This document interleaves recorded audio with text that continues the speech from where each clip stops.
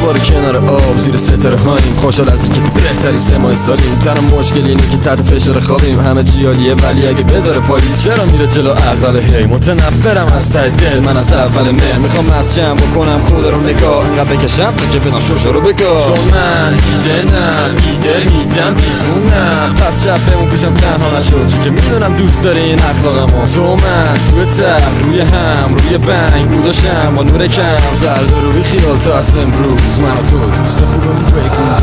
هر ماه هر سال برگ و رنگ میگیرن، یه چند ما سبز و خرب و سرد میمیرن تا به صورت سرم و تنم و افتاده کرد. یه خماری سر بین معتاد کرک ولی زیر گیه یه پای سپیس نمیشیم. زمستونم سویس نره میریم پیست دیزی این بهارم که هوا فقط بوی خوب داره که داره بهمون میگه تابستون تور داره. ولی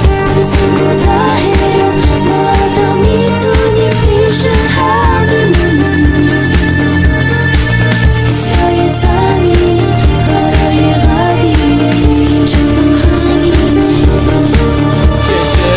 Mademoiselle Chanel میشیم تو کارامل، فلسفه دنیا 2 روزه، هر شبش کنیاک و دوده.